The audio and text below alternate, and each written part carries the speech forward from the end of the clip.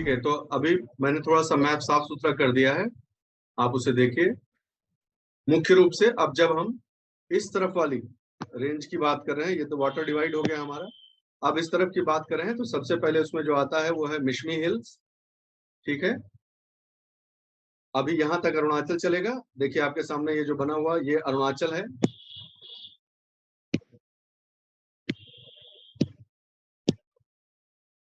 फिर नागालैंड हो गया इसके और इसके बीच में, और उसके बाद जो है मणिपुर हो गया, नीचे मिजोरम हो गया। ठीक है, अब आप साफ साफ स्टेट बाउंड्रीज को देख रहे हैं, और उसके बाद अब आप पढ़ेंगे तो आपको साफ से समझ में आ जाएगा सीधे सीधे। ठीक है,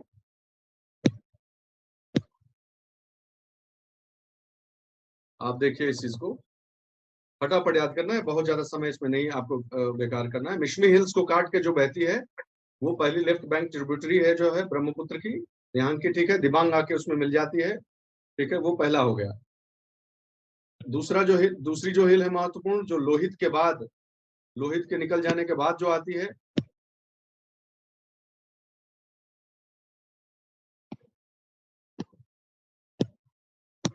एक नजर इसको वापस देख लीजिए। ठीक है, नदियां मैं बना देता हूँ ब्लू से और पहाड़ काले से, तो अच्छा हो जाएगा। ठीक है, तो पहला जो डिवीजन था वो ये हो गया। दूसरा डिवीजन जो है वो ये हो गया।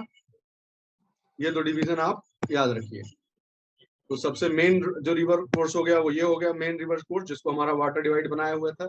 उसके बाद जो है वो मिशमी हिल्स को काटता हुआ जो है वो दिबांग नदी आके मिल गई। ठीक है, उसके बाद लोहित नदी आई, लोहित के बाद आया पटकाई बूम, और उसके बाद पहाड़ शुरू हो जा रहे हैं सारे। यहाँ पर हिल्स, आगे हिल्स पड़ेंगे हम। ठीक है, तो पटकाई बूम की पहाड़ी हो गई। ठीक है, उसके बाद नागा हिल्स हो गई, ये देखिए नागा हिल्स हो गई। उसके बाद जो है जब आप और आगे बढ़ते हैं नागा हिल्स से, तो अच्छा एक बात और याद रखिए, नागा हिल्स की जो है सबसे बड़ी पीक का कई बार नाम आ जाता है, सारामती करके उसका नाम है, याद रखिएगा। सारामती, SARAMATI। सारामती हिल जो है यहाँ की हाईएस्ट पीक्स मानी जाती है यहाँ की। और एक इंटरेस्टिंग चीज होने जा रही है कि जब आप मणिपुर में इंटर करते हैं ना, तो मणिपुर में देखिएगा, आप ध्यान से देखेंगे तो आपको दिखेगा भी एक्चुअली कि मणिपुर में जब एंटर करते हैं तो ये दो भाग में हो जाता है पहाड़। देखिए तो ये ऐसे, ठीक है, ये दो भाग में पहाड़ बन जाता है। और इसमें एक महत्वपूर्ण चीज आपको दिखाना चाहता हूं मैं, वो देखते ही आपको फटाक से याद आ जाएगा कि ये क्यों इतना मशहूर है। इन दो पहाड़ों के बीच ऐसा क्या है जो मैं आपको दिखाना चाह रहा हूँ, जो इतना इम्पोर्टेंट है उस दृष्टिकोण से। ये है वो इलाका, कभी सुना है आपने लोकटक झील के बारे में? जी सर। हाँ, तो देखिए दोनों तरफ पहाड़ी दिख रही है।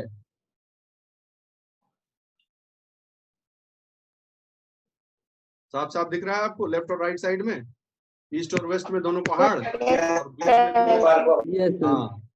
तो क्या नाम है इस नेशनल पार्क का, जिसे तैरता हुआ केबुल लामजाओ, केबुल लामजाओ नेशनल पार्क। बिल्कुल सही, बिल्कुल सही। तो मणिपुर में आते देखिए ही, जी अब सर, ये जो सर, पहाड़ का नाम क्या है? पहाड़ का नाम भी हुआ कुछ सर, ईस्ट देखिए। मणिपुर। हर जी सर, हर सवाल का आंसर सर नहीं देंगे। अब आप पहाड़ का नाम बताइए, पहाड़ का नाम क्या है इसमें? आप देखिए पहाड़ का नाम कौन सा है वहां पे? अच्छा, इन्होंने एक जिक्र किया वाइल्ड लाइफ सेंचुरी का। वाइल्ड लाइफ सेंचुरी कौन सी वहां पे है? वहां पे वाइल्ड लाइफ सेंचुरी से टूरिज्म क्या है वहां पे? अगर आप अपना मैप देखें, मैप में ही ये पूरा बना हुआ है, जहां पे इंडिया के मैप में जो हेरिटेज साइट का है उसमें साफ साफ बना हुआ है। अगर आप देखेंगे आपको तुरंत मिल जाएगा उसमें कि इंडिया के हेरिटेज क्या क्या है वहां पे। अब इसी को आप विस्तार कर लीजिए। अगर आप मैप देखिए, मैप में ही आपको दिख जाएगा कि वहां पे हेरिटेज साइट कौन कौन सी है। अब हेरिटेज साइट के 3 पार्ट है, world cultural heritage, world natural heritage, other cultural heritage site. अब इन तीनों में फर्क क्या है? फिर आप मैप में देखिए कि जो वर्ल्ड हेरिटेज साइट है वो कौन कौन सी नॉर्थ ईस्ट में है। World cultural and world natural, दोनों साइट आप देख लीजिए उसमें कि जो नॉर्थ ईस्ट का स्टेट है वहां पर कौन कौन साइट है। वर्ल्ड कल्चरल दार्जिलिंग में है। रूमतेक मोनेस्ट्री क्या है? आप देखिए रूमतेक मोनेस्ट्री वर्ल्ड कल्चरल में है, नेचुरल में है, अदर कल्चरल में है। रूमतेक किस में आ रहा है? अदर कल्चरल हेरिटेज में आ रहा है। काजीरंगा किसमें आ रहा है?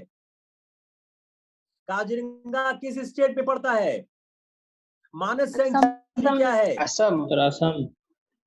ठीक है, मैं सिर्फ सवाल बना रहा हूं कि आप कैसे कैसे सवालों को देखने की कोशिश करिए कि जो जैसे ही उन्होंने आपको यह हिंट दिया कि वहां पर एक लेक है जो 2 पहाड़ियों से सटी हुई है, वहां पर एक सेंचुरी है, वो सेंचुरी कौन सी है, तो आप उसको वहीं तक सीमित मत करिए, आप उसको विस्तार करिए।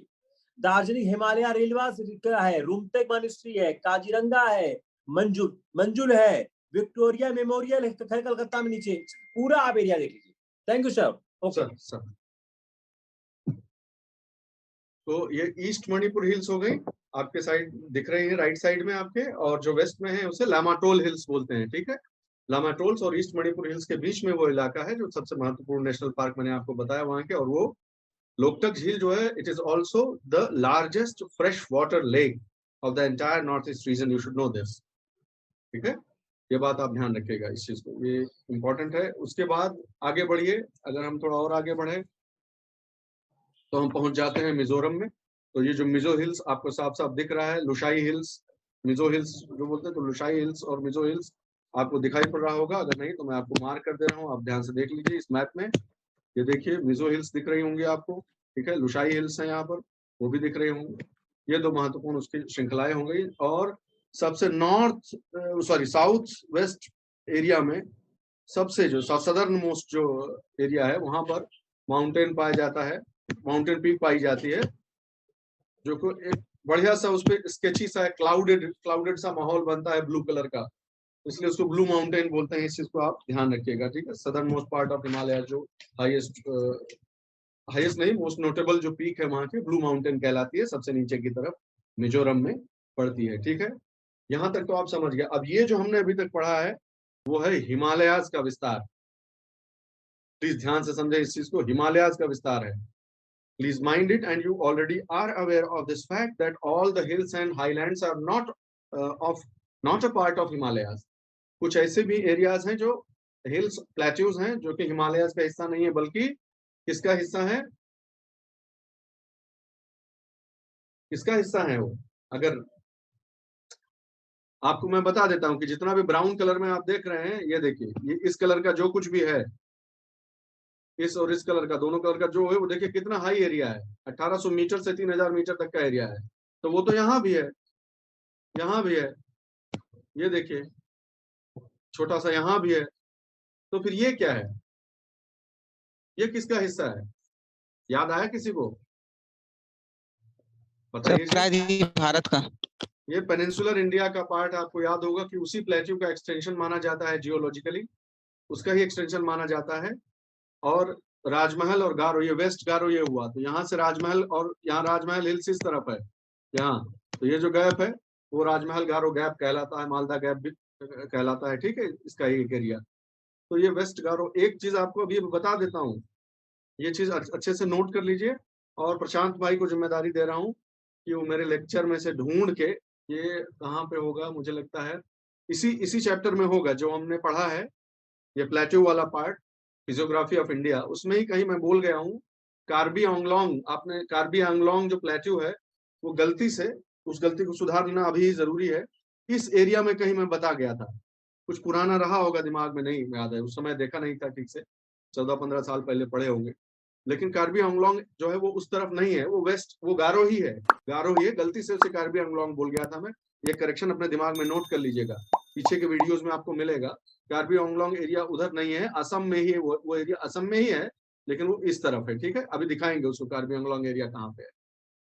तो हम अभी हिमालय का तो पार्ट पढ़ लिए, अब हम ऐसी हिल्स के बारे में जल्दी से थोड़ा थोड़ा जान लेते हैं जो हिमालयन सिस्टम का पार्ट नहीं है, लेकिन फिर भी इंपॉर्टेंट हाईलैंड्स हैं, और वो सीधे सीधे आपके सामने दिखाई भी पड़ रही हैं, सारी की सारी आपके सामने बिखरी हुई हैं, उनको ही बस स्टडी कर लेना है। वो भी बहुत जल्दी जल्दी, इसका कलर चेंज कर देंगे हम, इसको ब्लू से कर देते हैं और आप समझते जाइए। ठीक है, तो सबसे महत्वपूर्ण जो इनमें से है, गारो खासी जयंतिया, तो सबको याद ही होगा।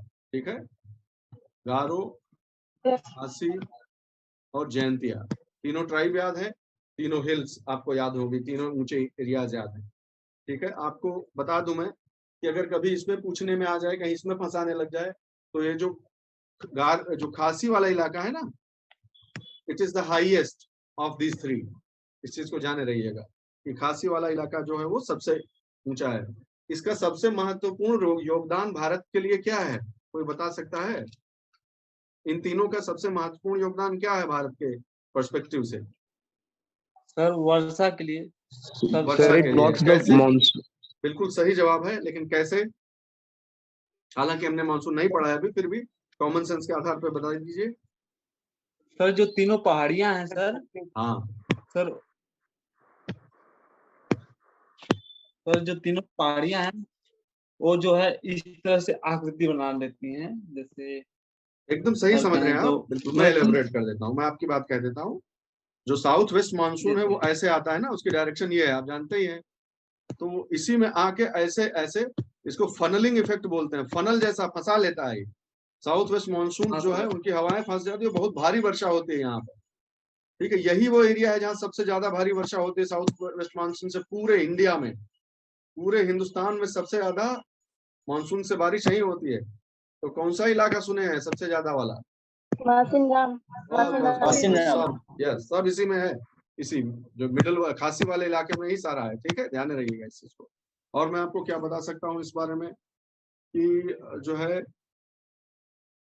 दो इलाका और मैं बताना चाहता हूँ जो इसमें लिखा नहीं हुआ, लेकिन मुझे अपनी मेमोरी से याद आ रहा है तो मैं बता दूं। मिकिर और बरेल को भी आपको जानना जरूरी है। ठीक है, इस चीज को समझ लीजिए। जो मिकिर हिल्स हैं, ये एक मिनट में दिखाता हूँ आपको, आपके सेंटर में ही दिख रहा है वैसे तो, इसको समझिए। ये जो मिकिर हिल्स वाला एरिया है ये, और जो बरेल रेंज है ये दोनों बहुत महत्वपूर्ण है। मैं बताता हूँ ये क्यों महत्वपूर्ण है। इनके बीच में एक छोटी सी नदी बहती है, सुरमा नदी बहती है, इस चीज को जाने रहिएगा। ठीक है, और ये पूरा इलाका, इनफैक्ट सच पूछिए तो ये जो पूरा इलाका है इसको सुरमा वैली के ही नाम से जानते भी हैं। इस इलाके में सुरमा वैली इसको बोलते हैं, सुरमा घाटी। और इसका सबसे महत्वपूर्ण पक्ष जो है वो आर्थिक पक्ष है, औद्योगिक पक्ष है, और वो ये है कि यहाँ पर तेल के जो भंडार हैं वो यहाँ पर डिस्कवर हुए थे और यहाँ पाए जाते हैं। ठीक है, इस चीज को ध्यान रखिएगा। ये सुरमा वैली का इलाका है जहाँ पर इंपॉर्टेंट ऑयल वेल्स जो है और वो जो है डिटेक्ट हुए थे और पाए गए थे। ठीक है, आपको ये चीज मालूम होनी चाहिए। और कोई महत्वपूर्ण चीज मैं बता सकता हूँ तो मैं बता देता हूँ आपको। बाकी ज्यादातर चीजें हम लोगों ने कवर कर ली है, कोई टेंशन लेने की जरूरत नहीं है। त्रिपुरा में भी एक छोटा सा एक्सटेंशन है, ये देख लीजिएगा, माउंटेन्स का एक छोटा एक्सटेंशन है। तो वो भी यहाँ तक भी आता है। ये मत कहिएगा कि त्रिपुरा में हिल्स नहीं है, त्रिपुरा में भी हिल्स ये वाली हैं, इस चीज को ध्यान रखिएगा। तो अब साफ साफ सुन लीजिए भाई, एक मैं लाइन खींच रहा हूं, ये है वो लाइन। ठीक है, इस लाइन के इस तरफ हिमालयाज हैं पूरे के पूरे। ठीक है, और उस लाइन के दूसरी तरफ जो है वो नॉन हिमालयन पेनिनसुलर हाईलैंड्स हैं और पेनिनसुलर चीजें हैं। याद रखेंगे इस चीज को, बस ये ध्यान रखिएगा, कभी गड़बड़ मत कीजिएगा। जो है एक बार फिर से नाम लेके बता देता हूं, मैं जल्दी जल्दी आपको बता देता हूं इस चीज को।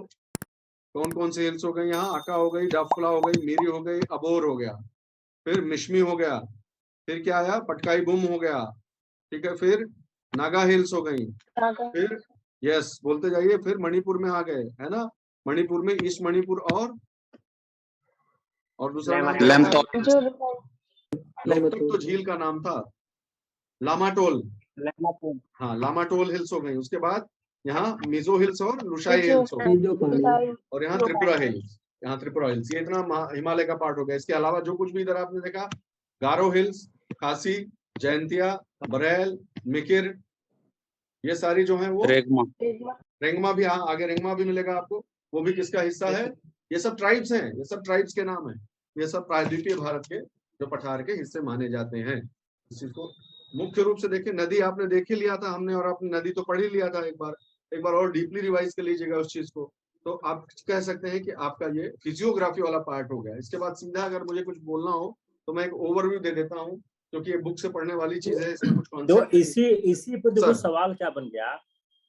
सवाल नंबर 1, आप एक चार्ट बनाओ, नॉर्थ स्टेट्स के नाम, उसकी हिल्स, नॉर्थ स्टेट के नाम, हिल्स, ट्राइब्स।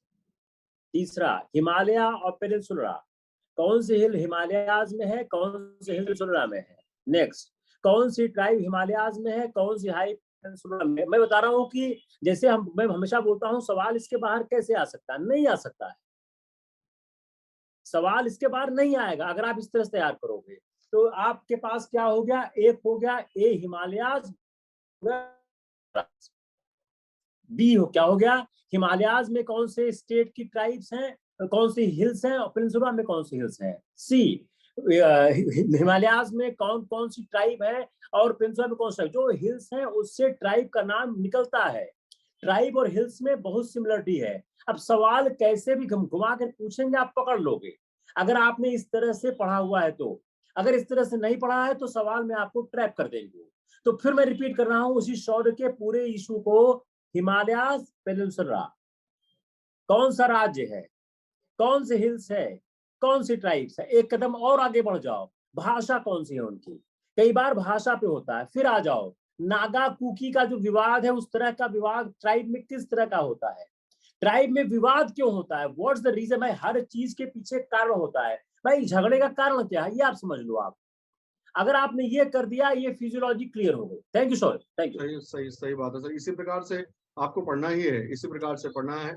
ये वो वैली है जो मैं आपको बता रहा था। डिगबोई वगैरह का नाम सुना होगा आपने, डिगबोई वगैरह के इलाके हैं, ऑयल रिफाइनरीज, ऑयल म्यूजियम, हाँ वो सारे इसी जो है लो लैंड, इस जो फ्लैट बेसिन में है, ऑयल रिवर बेसिन के आसपास ही सुरमा वैली में सारे पाए जाते हैं। शायद डिगबोई जो है वो, डिगबोई जो है वो फर्स्ट उन्होंने पहली बार, जी sir, first of all, correct sir. हाँ, डिगबोई किस राज्य में है, डिगबोई के आसपास कौन से इंफ्रास्ट्रक्चर है। और फिर उसके बाद एक आप और चीज तैयार करिए, देखिए नॉर्थ ईस्ट रीजन में डेवलपमेंट कम हुआ है, वहां पर पावर प्रोजेक्ट रिलेटिवली कम है, लेकिन आपको पावर प्रोजेक्ट देखने पड़ेंगे, जहां पर कम है वो भी देखने होते हैं। और पावर प्रोजेक्ट वहां कम क्यों हो रहे हैं, रीजन क्या है, ये भी आप समझने की कोशिश करिए। ठीक है, थैंक यू सर। ये भी चीज आप ध्यान रखिएगा, क्योंकि अब हिमालय की इस यहाँ तक तो हम आ ही गए हैं, इस जगह तक देखिए पहुंच गए हैं हम लोग, यहाँ तक इस वाले इलाके तक, है ना, इंडिया में यहाँ तक तो आ ही गए हैं। ये देखिए वो चीज जो है वो कंटिन्यू हो रही है यहाँ पर। अराकन योमा की जो पूरी सीरीज है वो यहाँ पर कंटिन्यू होते चली आ रही है। और ये देखिए प्लेट का जो फ्रैक्चर पॉइंट है ये भी आप देख रहे हैं। अगर देखिए तो ये इसी का अंडमान निकोबार आइलैंड्स देखिए इसी के सीधे लाइन में पड़े हुए, ये पूरा ऐसे जा रहा है देखिए। और यही चीज जो है ऐसे जाके सुमात्रा आइलैंड हुआ जा रहा है। ठीक है, तो इसको इस कंटिन्यूटी के साथ दिमाग में रखिएगा हमेशा, इसको इस प्रकार से समझने का प्रयास कीजिए। अगर नेचुरल रिसोर्सेज की बात की जाए तो आपके दिमाग में क्या क्या आएगा नॉर्थ ईस्ट को लेकर, जल्दी से वो बता देते हैं, डिस्कस कर लेते हैं, और फिर उसके बाद जाते हैं वहाँ का जो एथनिक स्ट्रगल है, जो इंसर्जेंसी वगैरह का इशू, उस पर हल्की सी चर्चा कर लेंगे, आप डीप में पढ़ लीजिएगा बाद में। तो आप बताइए कि वहाँ के नेचुरल रिसोर्सेज में बोला, एक तो अभी सुन ही लिया आपने, ऑयल्स वगैरह के जो भंडार पाए गए हैं वहां पे ही पाए गए हैं सबसे पहले, एक वो हो गया। और हम क्या कह सकते हैं, आप जानते हैं कि वहाँ ट्रॉपिकल एवरग्रीन फॉरेस्ट का एरिया है, तो अगर वो ट्रॉपिकल एवरग्रीन फॉरेस्ट का एरिया है तो फिर वहां पर जैव संसाधन जो है, वन संसाधन खूब अच्छे होंगे, वन संसाधन अच्छे होंगे, ऑर्किड्स अच्छे पाए जाएंगे, बहुत सारे एरोमेटिक प्लांट्स पाए जाएंगे, खुशबूदार जो पौधे होते हैं उनसे फिर बहुत सारे हर्बल मेडिसिन बन सकती हैं, तो हर्बल प्लांट्स पाए जाते हैं। बहुत सारी इंडिजिनस वेराइटीज जो हैं उनका जर्मप्लाज्म माना जाता है, वहाँ हजारों लाखों सालों से जो ट्राइब्स उगा रहे हैं, ठीक है, उनका जो है वो अपना खुद का जो है एक विजडम है, जो एथनो बॉटनिकल विजडम है उनकी, उनका ज्ञान अलग है। ठीक है, आदिवासी जो प्रैक्टिसेस हैं वो हैं। और क्या दे सकते हैं, एग्रीकल्चर के बारे में अगर बात की जाए तो जो मुख्य क्रॉप्स जो होंगी वो तो होंगी, उसके अलावा यहाँ पर बहुत अलग अलग तरह के एग्रो क्लाइमेटिक जोन्स जो है वो मिल जाते हैं। ठीक है, लगभग 4 बिलियन हेक्टेयर जैसा एरिया जो है वो खेती के अंदर है, बहुत अच्छी उपजाऊ भूमि होगी, ही ब्रह्मपुत्र नदी है वहां पर तो। ठीक है, फिर जैसे कौन सी क्रॉप कहाँ की बहुत ज्यादा मशहूर हो जा रही है, जैसे असम के लिए कहा जाता है कि वहाँ का जोहा राइस जो है, जोहा जो चावल है वो है। फिर मणिपुर से पर्पल राइस है, फिर त्रिपुरा का पाइनएप्पल है, और पैशन फ्रूट ऑफ नगा है। तो कौन से जो ट्राइब्स हैं, कौन से इलाके का कौन सा बहुत मशहूर जो फल हो, थोड़ा सा आइडिया तो होना चाहिए कि यहाँ पर किस प्रकार की खेती होती है, कम से कम मालूम होना चाहिए कि कौन सी जगह किस चीज के लिए फेमस है। फिर देखिए तो सिक्किम से लेकर चलिए, सिक्किम थोड़ा अच्छे से पढ़ लीजिएगा भाई, सिक्किम ज्यादा डिटेल में नहीं कवर किया हूँ, लेकिन ठीक से पढ़ लीजिएगा, वहाँ की डेमोग्राफी देख लीजिएगा, और कब वो भारत का जो है फुल फ्लेज हिस्सा बना वो देख लीजिएगा। वहां पर मिनरल रिसोर्सेज के लिए जैसे सिक्किम में मुझे याद आ रहा है कॉपर और गोल्ड, जो है सिक्किम में पाया गया है, देखा गया है। इस इलाके के लिए अगर कहिए तो मेघालय वाला जो शिलोंग के जो आसपास का एरिया है, ईस्ट गारो और वेस्ट खासी, जो मैं दिखाई देता हूँ मैप में, ईस्ट गारो और वेस्ट खासी का जो इलाका है, ये जहाँ पर इस समय मैं आपको शौर्य, सबसे इंटरेस्टिंग एक बात मैं हाईलाइट करूंगा सर। अगर इंडिया की फूड क्रॉप में आप नॉर्थ ईस्ट एरिया का देखो, आप मेज देखो आपको नॉर्थ ईस्ट में मिल रहा है, आप वीट देखो नॉर्थ ईस्ट में नहीं मिल रहा है, पल्सेस देखो नॉर्थ ईस्ट में नहीं मिल रहा है, रागी देखो नॉर्थ ईस्ट में बहुत स्लाइटली मिल रहा है, ज्वार देखो नॉर्थ ईस्ट में नहीं मिल रहा है, बाजरा नॉर्थ ईस्ट में नहीं मिल रहा है, बरले नॉर्थ ईस्ट नहीं मिल रहा है। तो चूंकि मेज नॉर्थ ईस्ट मिल रहा है, ये सवाल बन गया। अगर आप बहुत केयरफुली देखो तो आपको बहुत इंटरेस्टिंग पार्ट मिला। सवाल ऐसे ही आते हैं, आप नॉर्थ ईस्ट का आप मैप देख लो, और नॉर्थ ईस्ट के मैप में जो एक टॉपिक है इंडिया फूड क्रॉप्स, उसमें आप सिर्फ नॉर्थ ईस्ट देखो। मैं बोल रहा हूँ आज के दिन नॉर्थ ईस्ट और कुछ देखने का ही नहीं है। जब आप नॉर्थ ईस्ट का देखते हो तो जैसे आप नॉर्थ ईस्ट देखते हो आपको मेज दिखने लगता है। मेज नॉर्थ ईस्ट का जो पार्ट है मेरे ख्याल से वो आ रहा है, मोस्ट लाइकली आ रहा है वो पार्ट आपका, वो पार्ट पड़ेगा आपका नागालैंड में पड़ेगा, अरुणाचल में पड़ेगा, अरुणाचल नागालैंड पड़ेगा। Just check from map. तो what I am again highlighting, north east में राइस मिल रहा है, नॉर्थ ईस्ट में मेज मिल रहा है। राइस का एक पूरा बेल्ट है जो लंबा बेल्ट है, जो अरुणाचल प्रदेश में भी आपको दिख रहा है। आपको गेहूं नहीं मिल रहा है, आपको पल्सेस नहीं मिल रही हैं, आपको ज्वार नहीं मिल रहा है, आपको रागी नहीं मिल रहा है, रागी बहुत छोटा सा मिल रहा है, आपको बाजरा नहीं मिल रहा है, आपको बरले नहीं मिल रहा है। तो आपने वही मैप जो बना है उसी में आप देखिए नॉर्थ ईस्ट की फूड क्रॉप्स कौन कौन सी है। तो आपको दो क्रॉप दिख रही है, राइस, मेज, और तीसरी आपको दिख रही है रागी। बाकी कोई क्रॉप आपको नॉर्थ ईस्ट में दिख नहीं रही है। तो आपका जो सवाल है बड़ा इंटरेस्टिंग सवाल बन गया कि नॉर्थ ईस्ट में कौन सी क्रॉप मिल रही, कौन सी नहीं मिल रही है। आप इसको मैप में देखना। तो जो शौर्य ने एक इशू रेज किया क्रॉप का, अब क्रॉप के एनालिसिस में आपने बहुत इंटरेस्टिंग पॉइंट मिल गया, राइस, मेज, रागी, तीन नॉर्थ ईस्ट में दिख रही है, बाकी नॉर्थ ईस्ट में मेजर क्रॉप नहीं दिख रही है। अब उसको गेहूं से कर देंगे, उसको वो चावल से कर देंगे, उसको बाजरा से कर देंगे। तो जब आपके कंट्रोल में आ जाएगा तो बहुत आसानी से आप लोग इस चीजों को हैंडल करने में सफल हो जाओगे। तो अगर आप देखा जाए तो जो आपका ये कहते हैं ये आपका जो 4-5 ये आपके आपका पल्सेस देखिए थोड़ा सा दिख रहा है नॉर्थ ईस्ट में, बहुत स्लाइटली दिख रहा है। तो जो सवाल वो बनाएंगे ऐसा बनाएंगे, बड़ा ऑब्वियस सवाल होगा वो। तो मैप आप देखना, मैप से आपको साफ हो जाए। Thank you sir. और इसी के साथ साथ जो बोल रहे हैं, उसी के साथ साथ आप लोग ये भी देख लीजिए भाई, चाय का उत्पादन आसाम में बहुत ज्यादा होता है ना भाई, तो भूल मत जाइएगा। और सिर्फ ऐसे मत देखिए कि आसाम कितने परसेंट चाय है, 55% है, वर्ल्ड का 1/6 है, ये नहीं मैं कह रहा हूँ। चाय अगर यदि आसाम में पैदा हो रहा, हालांकि क्या है कि आप देखिए इस बात को समझिए, मजबूरी को। यह जब 2021-22 वाला जो सेशन चलेगा उसमें एक एक धागा उड़ा देंगे इसको। अभी हमारे पास कम समय में अधिक से अधिक इसको उपयोग करके आपके सवाल सही करवाने हैं, ये उद्देश्य है अपना। इसलिए हम लोग इसको क्रैश कोर्स जैसा या कैप्सूल जैसा चला रहे हैं, वरना एक एक चीज का धागा उड़ा देने वाला है सर। तो चाय का इंटरेस्टिंग पार्ट क्या है, चाय साउथ इंडिया में भी है, कर्नाटक एरिया में आप देखिए मैप, और चाय जो शौर्य बोल रहे यहाँ पे भी है। तो आप मैप खोलिए, इंडिया की कैश क्रॉप में चाय का एक अलग कॉलम बना हुआ है, अलग कॉलम कॉफी का बना हुआ है। तो चाय कॉफी मिक्स कर देंगे, कॉफी भी कर्नाटका में भी है और चाय कर्नाटका में भी है। लेकिन जो चाय है वह नॉर्थ ईस्ट में आसाम में है, लेकिन वो चाय जो है कर्नाटका में प्राप्त नहीं होती है। तो आप इस तरह से आप ये just series map, yes yes yes. अब आप इसमें देखिए, इसमें आप कि क्या क्या कहाँ कहाँ क्या प्राप्त होता है। तो अगर आप इसको समझने की कोशिश करें तो आपको जो क्रॉप पैटर्न है वो भी साफ साफ दिख रहा है। फिर आप उसके साथ एक चीज और ऐड करिए कि उसकी क्लाइमेटिक कंडीशंस क्या होती है, इसको बोलते हैं ग्रोइंग कंडीशंस। तो जो चाय की ग्रोइंग कंडीशन है वह समर जो हॉट और ह्यूमिड कंडीशन है। उसकी रिलीफ सॉइल क्या है, माउंटेन सॉइल है, स्लोप्स है जहां पे वाटर एक्यूमुलेट नहीं होता है। मेजर प्रोड्यूसर कौन हो गए, आसाम, वेस्ट बंगाल, तमिलनाडु। अब सवाल क्या बन गया, चाय के मेजर प्रोड्यूसर कौन कौन से हैं? ए आसाम, बी वेस्ट बंगाल, सी तमिलनाडु, डी दार्जिलिंग। अब आपको दार्जिलिंग टिक मारने में आप बहुत आसानी से मार दोगे। अगर आपने इसको नहीं समझा हुआ है तो आप मार ही दोगे कि ये बचने वाला ही नहीं। अगर आपने यह ठीक से नहीं देखा तो खत्म हो जाएगा। अब आ जाइए, बगल में कॉफी बना हुआ है। अब चाय कॉफी को साथ साथ पढ़िए। अब कॉफी के मेजर प्रोड्यूसर कौन से हैं? केरला है, कर्नाटका है, तमिलनाडु है।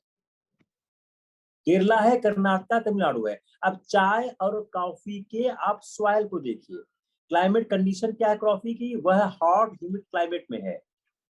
लॉन्ग ड्राई पीजिए। हॉट और ह्यूमिड जो क्लाइमेट है वह क्लाइमेट आपको चाय में भी दिख रहा है, वह क्लाइमेट कॉफी में भी दिख रहा है। लेकिन यह एक कंडीशन है। दूसरी कंडीशन क्या है? Long dry period. वह लॉन्ग ड्राई पीरियड आसाम में नहीं मिल पाता है, इसलिए सिर्फ साउथ में हो पा रहा है। इसकी सॉइल क्या है? न्यूट्रिएंट रिच सॉइल है। वह न्यूट्रिएंट रिच सॉइल प्राप्त नहीं होती है कहीं और nutrient rich soil of the प्लेटू और स्लोपा जहां वाटर डज नॉट एक्यूमुलेट। तो वाटर डज नॉट एक्यूमुलेट वह चाय के साथ भी है, कॉफी के साथ। अब क्वेश्चन क्या हो गया? कहां पर वाटर एक्यूमुलेशन नहीं होता है तो फसल होती है? ए चाय, बी कॉफी, सी सिर्फ चाय, डी चाय कॉफी दोनों। तो उत्तर एक ही है। इसी सवाल में क्या है, मैं बार बार कह रहा हूं कि चाहे हम 6 महीने ज्योग्राफी पढ़ाएं, इसका एंड ही नहीं हो सकता है, क्योंकि इसमें इतने न्यूआंसेस हैं। आपको मैं कुछ नहीं कर रहा हूं, मैं मैप से ही इंफॉर्मेशन को एक्सट्रैक्ट कर रहा हूं। मैं सिर्फ 1-2 घंटे पढ़ता हूं इस क्लास के लिए, मुझे बेसिक मिल जाए, फिर मैं मैप से ही इंफॉर्मेशन एक्सट्रैक्ट करता हूं कि कैसे कैसे इंफॉर्मेशन निकाली जाती है। तो आप देखिए साइलेंट फीचर्स क्या हो गए? क्लाइमेट कंडीशंस, सॉइल, स्लोप, और इन तीनों चीजों को एरिया कंट्रोल कर रही है। चौथा वाटर एक्यूमुलेशन। वाटर एक्यूमुलेशन बड़ा इंपॉर्टेंट हो गया।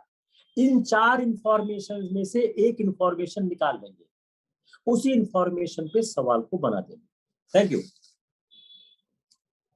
सर। मेंस में सवाल पूछा हुआ है सर, मेंस में प्रश्न पूछा हुआ है सीधा सीधा कि हालांकि अंग्रेजों ने असम से लेकर हिमाचल तक कोशिश किया चाय को प्लांट करने का, लेकिन ऐसे क्या कारण थे, कौन कौन से कारक थे जिसकी वजह से वो सिक्किम और आसाम के कुछ एरिया के अलावा बियॉन्ड जो है वो सफल नहीं हो सके? तो इस प्रकार से प्रश्न पूछ रहा है। सॉरी, इस सवाल का आंसर दे दिया मैंने। हाँ सर, वही मैं बोल रहा था सर, इस प्रकार से पूछ रहा है वो, वही आंसर है। यही एग्जैक्ट आंसर यही है, और कोई आंसर ही नहीं हो सकता है। जस्ट क्या है, आपको सेंटेंस में फॉर्म करना है। देखिए यूपीएससी की तैयारी बहुत आसान है अगर आपने एक रास्ता पकड़ लिया।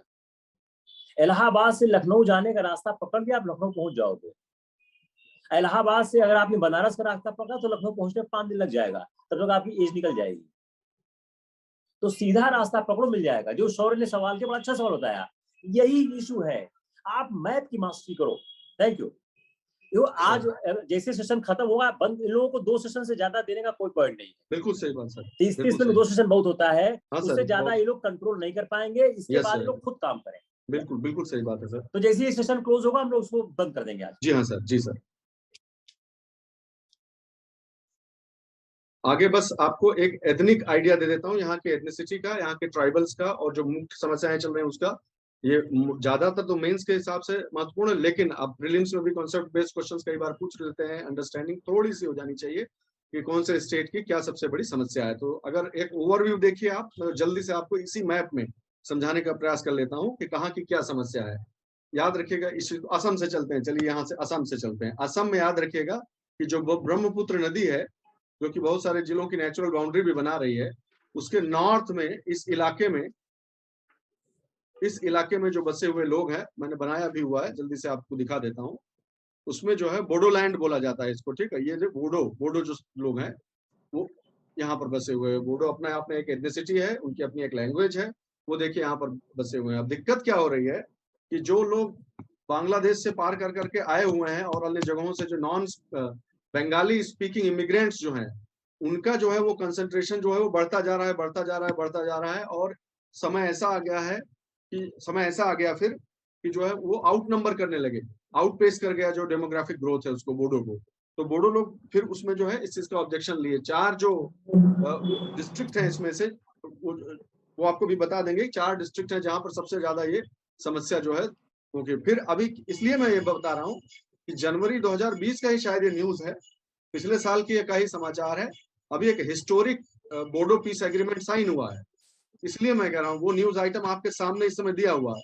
ये जो पीस पैक्ट है, हाँ बोडो पीस पैक्ट या कुछ ऐसा बोल रहे हैं इसका नाम है, तो वो बहुत ही हिस्टोरिक माना गया है उस चीज को। उसमें ये जो है समस्या जो आ रही थी कि हम भाई हमारा आप जो है अलग कर दीजिए, हमको जो है ऑटोनॉमी दे दीजिए, हमारे जो है थोड़ा बहुत हमको जो है अलग से ट्रीट कीजिए, नहीं तो ये लोग हमको आउट नंबर कर देंगे और डेमोग्राफी पूरी हमारी चेंज कर देंगे। ये देखिए, तो ये चारों डिस्ट्रिक्ट तो कम से कम याद ही रखिएगा आप लोग, मैं चाहता हूँ प्रीलिम्स के हिसाब से, कोकराझार, चिरांग, बक्सा और उदलगिरी, ये 4 डिस्ट्रिक्ट तो जरूर याद रखिएगा जो बोडोलैंड कहलाते हैं, इस चीज को ध्यान रखिएगा। फिर इसी बोडोलैंड को लेकर जो है वो भयानक तरीके से जो है चलता आ रहा है, बहुत समय तक चला है इस पर, ठीक है। अब जाके क्योंकि पीस अकॉर्ड हुआ है, मैंने नोट्स तो सारा बनाया हुआ है, लेकिन उसका फायदा नहीं है अभी इसको एक्सप्लेन करने का, क्योंकि ये मेंस का मटेरियल है। लेकिन इस मैं आपको सेंसिटाइज कर रहा हूँ कि इससे संबंधित प्रीलिम्स से रिलेवेंट जो इन्फॉर्मेशन है वो फटाफट दिमाग में बैठाते जाइएगा आप लोग पढ़ते समय, ठीक है। इस इसको ये देखिए, जो मैं कह रहा था कि मैं गलती से इधर बता गया था कार्बी आंगलोंग, एक्चुअली ये है कार्बी आंगलोंग एरिया, ठीक है।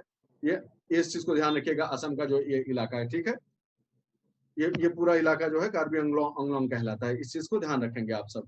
फिर इसी प्रकार सिर्फ असम की हमने अभी खाली बात की, ऐसे ही नागालैंड की अलग समस्या चल रही थी। वो तो आप जानते ही होंगे कि ये लोग एक ग्रेटर नागालैंड की बात कर रहे थे कि हमारा एक राष्ट्र ही बना दीजिए, कुछ पार्ट म्यांमार का लेके, कुछ अरुणाचल प्रदेश का, नागालैंड तो है ये है, कुछ मणिपुर का और कुछ आसाम का। तो अब इससे भी आपको क्वेश्चन आप समझ गए होंगे। अब अगर आप में आपकी मेधा काम करे तो आप जान गए होंगे कि कैसे क्वेश्चन बनाएगा, कि कौन कौन से हिस्सों को लेकर नागालैंड की मांग की जा रही थी, इस प्रकार से प्रश्न आ सकता है, ठीक है। तो ये नागालैंड की जो है, क्योंकि उनका कल्चर, उनका एथनिसिटी एकदम अलग है। यह बात मैं अभी बता देता हूँ आपको कि इस सब के पीछे सबसे बड़ा हाथ जो माना जाता है, जो सांस्कृतिक कारण है वो तो है ही, सबसे बड़ा हाथ माना जाता है ये कि अंग्रेजों के समय में क्या किए थे वो लोग, इस पूरे एरिया को जो है ना यहाँ से आइसोलेट कर दिए थे। यहाँ पर आप जा नहीं सकते, यहाँ पर आप जमीन नहीं ले सकते, यहाँ से घुल मिल नहीं सकते यहाँ की उसमें, क्योंकि वो इधर नेशनलिज्म को, जो राष्ट्रवाद की भावना है उसको इस तरफ आने नहीं देना चाहते थे। जबकि वो लोग अपना जितना क्रिश्चियन मिशनरी वगैरह है वो सब खूब यहाँ पर हचक के जो है खूब यहाँ पर स्टैब्लिश कर दिया। तो इसलिए इस सारी पूरी बेल्ट जो है ना, विशेष रूप से ये जो बेल्ट है, इसमें बहुत सारा जो है वो उस तरह का सेंटिमेंट डेवलप होता गया, डिटैचमेंट का सेंटिमेंट डेवलप होता गया। ये भी जाने रहिए आप लोग, ठीक है। मेंस वगैरह में इस चीज का जो है जरूरत पड़ता है। तो ये नागालैंड की भी अलग समस्या चल रही थी, वो भी जो है वो एरिया भी जो है अब धीरे धीरे धीरे करके जो 2 उसके भाग हुए थे। एनएससीएन का नाम सुना होगा आपने, न्यूज में आता रहता है एनएससीएन करके। तो एनएससीएन के फिर 2 भाग हो गए थे, मुझे याद आ रहा है कि एक जो मुइवा वाला था, एक सेक्ट मुइवा वाला था वो अलग हो गया था, और एक के वाला था वो अलग हो गया था। तो 2 सेक्ट अलग हो गए थे।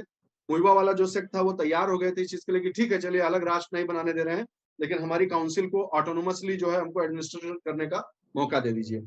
और ये बात हुई फिर, ठीक है, ये बात हुई, और उन्हें जो है अलग से उनकी काउंसिल नागा लोगों की जो बना दी गई कि ठीक है आप कल्चरल ऑटोनॉमी आपको पूरी देते हैं, आप अपनी कल्चरल ऑटोनॉमी के हिसाब से काम करिए, लेकिन बाकी चीज अंडर इंडियन कॉन्स्टिट्यूशन ही रहेगा। तो इसलिए जो है वो लोग थोड़ा शांत हो गए फिर, ठीक है। बाकी जो दूसरा वाला सेक्ट था वो नहीं उससे सेटिस्फाइड हुआ।